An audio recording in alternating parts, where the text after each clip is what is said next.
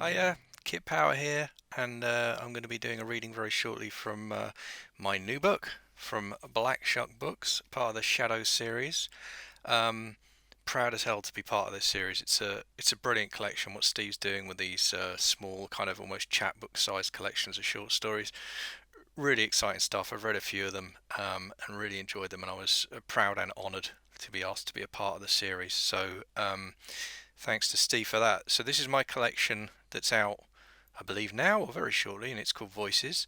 You can pre-order it from Black Shuck Books, and the theme I went for with my collection was first-person narratives. I'm uh, I'm a really big fan of first person. Actually, when I started writing, seriously, creatively, all my narratives came out first person.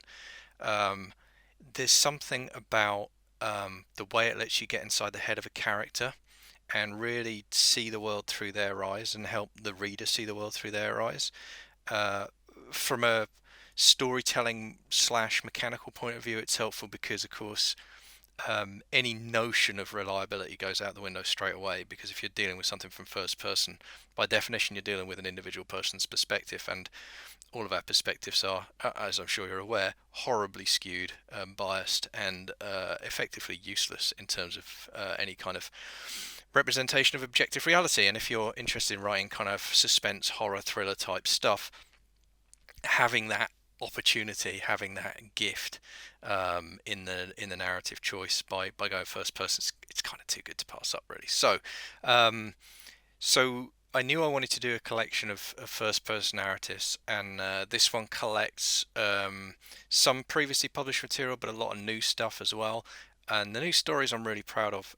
Those of you who were at the Sinister Horror Company's recent kind of lock-in reading event will have seen me read a story from here called Pulling Teeth, and that's in here. So yeah, so that's why I went for first-person narratives. That's the theme of the collection, and I am really proud of this collection. I think Steve's done an incredible job with the production, and I'm really happy with the stories as well. So I hope you enjoy them. But for my reading, I'm actually going to be reading for you the first story in the collection, which is a short story called Baptism. And baptism's got a bit of a history for me.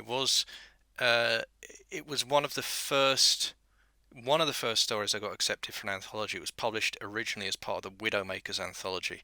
That was the James Newman benefit anthology that was published when James Newman had a horrific accident and was hospitalised when there's no way to say it without sounding funny. A tree fell on him, right? Which sounds amusing, but it really was. I mean, it was life-threatening at one point. It was touch and go, and he came through it all right. But he's American, so the hospital bills were horrendous, and they did a fundraiser to help with that. And I was really proud to get Baptism accepted to be part of that anthology because there were a lot of very big names in it. Um, and I've got a history with reading this story as well. My first ever fantasy con, I read Baptism.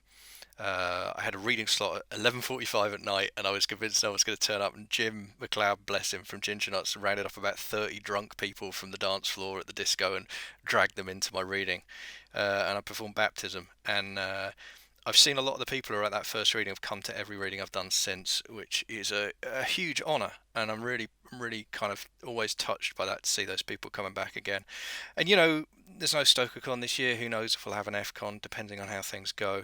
But it feels to me appropriate to read to you Baptism today as a kind of full circle, really, with this particular story. And now it's the lead-off story in my new collection. So I hope you enjoy it. And if you're sitting comfortably, you won't be for much longer. Here we go.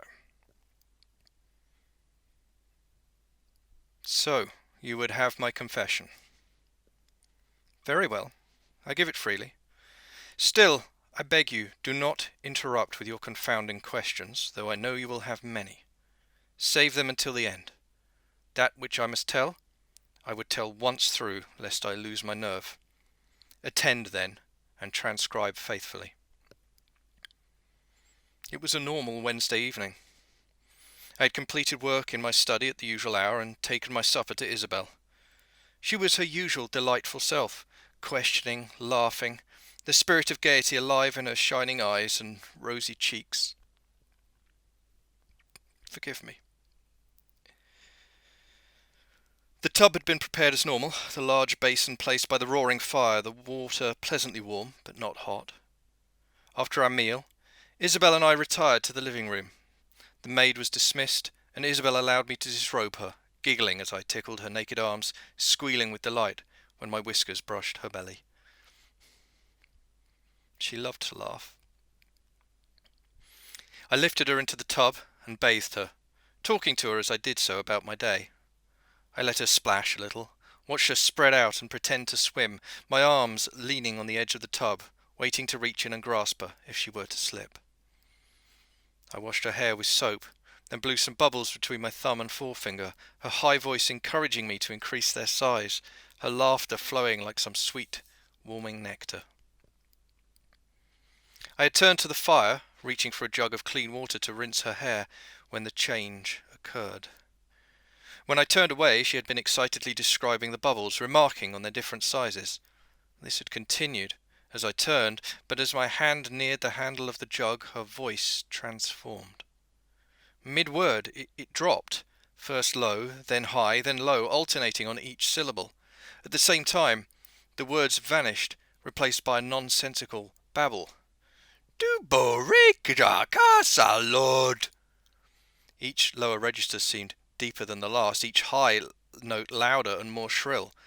I cannot fully put into words the terror that struck me in this moment, how horrified I was by that apparently senseless noise. Something in the alternating register, the apparently random sound, struck dread into me, as though I were hearing some awful incantation. As if in sympathy with my panic, the large log at the centre of the fire split with a loud crack. Smoking embers flew into the deep rug and began to smoulder. Jo railing great and do sal rev moo. Isabel, stop! I was still looking into the fire, attention caught by the tendrils of smoke rising from the rug, and my panic gave my voice a timbre and gruffness that would ordinarily command obedience, possibly even tears. I had a moment to curse my own harshness, to wonder why I should be so gripped with emotion as to address her with such temper. Then the babble rose again. As I close my eyes, I hear it still, every dread syllable, but I dare not repeat it. Suffice it to say, her voice deepened further, hitting notes that were surely not possible, and the high notes became screeches that grated my senses raw. The flames in the fire began to surge, burning hotter, the coals glowing fiercely. The smoke from the rug was becoming thicker, darker, and I saw flames begin to flicker. In a spasm of movement, I grabbed one of the jugs and poured it out over the smouldering rug. I heard the angry hiss of water becoming steam, but observed that the flames had been extinguished. At the same time, I felt the heat from the fire increase again, becoming more intense, seeming to be drawn to ferocity by the inhuman noises my darling daughter was producing, though in truth by then I scarcely recognized her voice. My eyes returned to the flames, squinting against the heat, and there I saw the fire, receding and growing, falling back and away. The fireplace around it grew faint and faded, then, too, on the ground on which it sat sank, as though melting in the heat. "Don't look at me like that! Don't!" Forgive me. No, you weren't there. Let me tell it quickly. The ground fell away before my unbelieving eyes until I was kneeling upon a pillar of rock, surrounded on all sides by darkness and a sheer drop. Far beneath me, as far as my eyes could see, fire spread in all directions, flickering and rolling. The babble had become a chant, the deep parts guttural as a mad dog, the high notes shrieking like a bird of prey, the devilish syllables seeming to warp my mind as surely as they warped the world around us. Boiling waves of heat rose from the pit, singeing my eyebrows, burning the very air in my throat. My head turned back to the tub, seemingly of its own volition, and I beheld her. Her skin had turned red, and her eyes glowed a sickly yellow, as though lit from inside by a flame burning some noxious substance. Her smile had become a leer of perfect depravity, pointed teeth pushing out at crazed angles from bloody gums, her lips splitting in places as the grin pushed her mouth unnaturally wide, as though whatever was passing through her by invocation was tearing her apart as it transformed her. I beheld her but knew her not, and when her eyes met mine I saw only damnation. Mine, hers, perhaps the world's. I acted on pure instinct. Though her size had increased somewhat, she was still an infant in basic form, so it was a simple matter to grab her legs and pull. Her red skin was almost painfully warm to the touch, but my grip held firm, and her head slipped beneath the surface of the water with ease. I shifted my body, moving my hands to hold her shoulders, fearing that mouth, those teeth. I saw understanding dawn across that hideous visage, and then a ferocious rage that seemed almost to stab out at me. Certainly I felt my heart lurch in my chest, but the fear that had galvanized me to action held me in its grip, and I maintained the downward pressure as the monster began to thrash. How it struggled! The water churned and roiled as I wrestled with the inhuman figure. It seemed to last an age, long enough for me to wonder if perhaps this dread creature could somehow breathe underwater. But gradually the struggles began to lessen, and I felt the awesome heat begin to dissipate, to withdraw. I perceived at the edge of my vision that the world was assuming its rightful shape once more, even as the creature in my hand began to shrink, to fade from that hellish, bloody hue to the soft pastel pink of my beloved Isabel. I beheld her there, once again perfect, my darling daughter.